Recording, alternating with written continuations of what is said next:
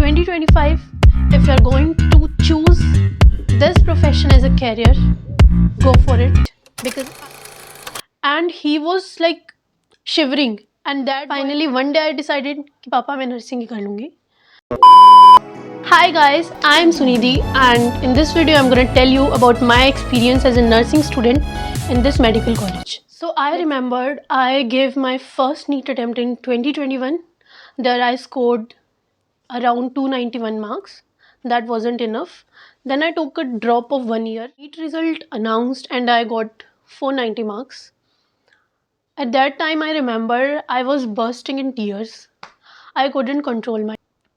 As a NEET aspirant, it was too low for me. के बाद I decided took another year drop, but my family wasn't ready for this. Then my father suggested me about BSc nursing. I was like GNM सुना है, BSc nursing ये तो मैंने सुना ही नहीं था. Obviously I don't want to do this, but एक time पर ऐसी सिचुएशन क्रिएट होती है जब आप अगला ड्रॉप ईयर भी नहीं ले सकते हैं और आपको फिर उसके अलावा जो चॉइसेस होती हैं उसके अंदर सिलेक्शन करनी पड़ती है. So other than MBBS I had a lot of choices like paramedical, physiotherapy, BPT courses like BSc nursing, opto. मैंने बहुत सर्च किया, सारे कोर्सेज के बारे में डिटेल में सब कुछ देखा. At the and I concluded BSc nursing, that yes, I can do something in this course only. Then my father told that profession is not only about status, it's about skills and education. जो कि आप किसी भी profession में ले सकते हैं, it's only depends on you. तो उसके बाद मैंने सर्च किया BSc नर्सिंग के बारे में काफ़ी कुछ, कैसा कोर्स है, कितने साल का है, पढ़ाई कैसे होती है अंदर.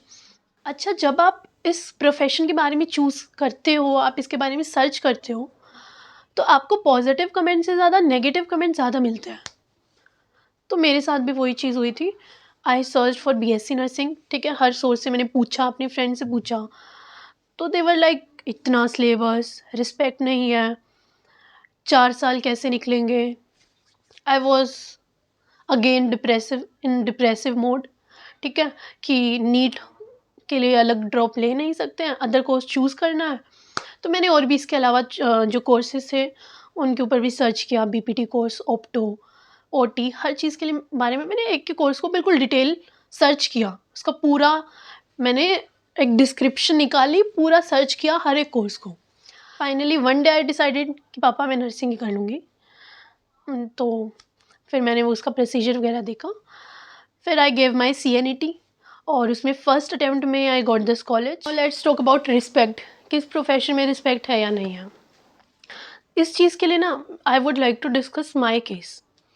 When I entered this college, so I got posted in emergency department. My first posting was in emergency department. I was so much nervous क्योंकि I use to hear a lot about emergencies कि एकदम आती है casualties, अगर आपसे कुछ नहीं हो पाता है तो फिर आपको डांट पड़ती है, आपको निकाल भी देते हैं एज ए स्टूडेंट. तो वहाँ पर मेरा फर्स्ट डे था. व्हाट आई डिड कि मैंने केस स्टडीज़ करना स्टार्ट कर दिया. ठीक है, जो पेशेंट्स से उनका ट्रीटमेंट, उनके diagnose, I use to study them daily.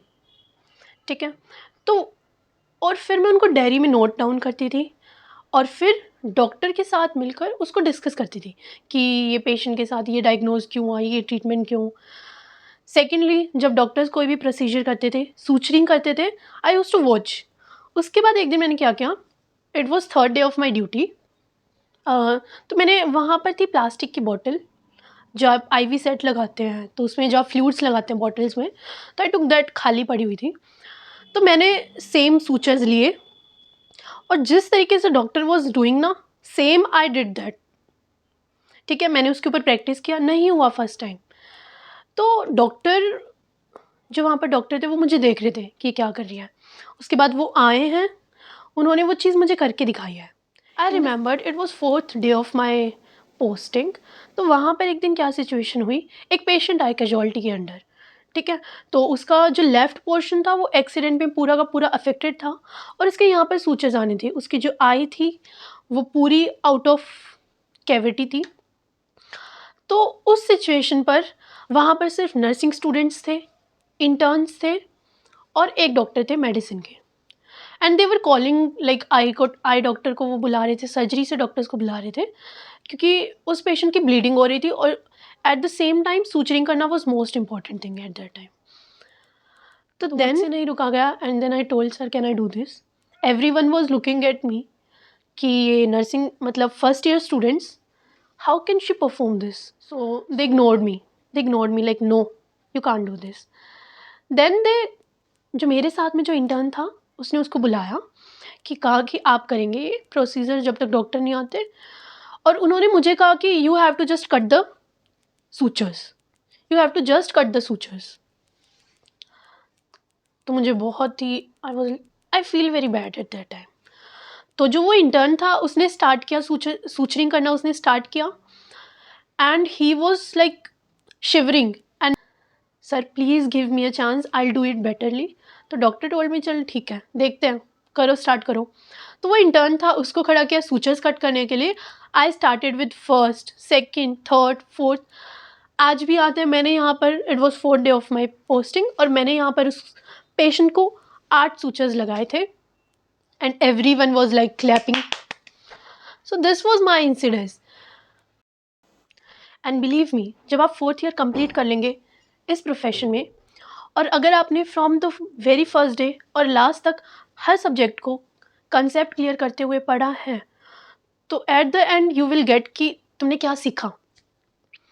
जो आप स्टार्टिंग से सब्जेक्ट पढ़ते हैं, फ्रॉम स्टार्टिंग टू एंड तक सब कुछ एवरीथिंग कवर हो जाता है उस चीज़ में. अगर मैं बताऊँ अपने सब्जेक्ट्स जो मैं अभी तक, now I am in 3rd year, और मैंने अभी तक anatomy, physiology, nutrition, microbiology, pathology and pharmacology, psychiatry, mental health nursing, then paediatrics, ये सारे सब्जेक्ट्स मैं पढ़ चुकी हूँ. और ये पढ़ने के बाद आपको लगेगा, अगर आपने अच्छे से हर एक कॉन्सेप्ट को क्लियर किया है, तो आपको पता लगेगा कि आपकी नॉलेज कम नहीं है. इस प्रोफेशन में जो सब्जेक्ट्स हैं आप उनको कितना भी पढ़ सकते हैं. कोई बाउंड्रीज नहीं है कि आपको इस सब्जेक्ट को सिर्फ इतना ही पढ़ना है, इतनी बुक है इतना.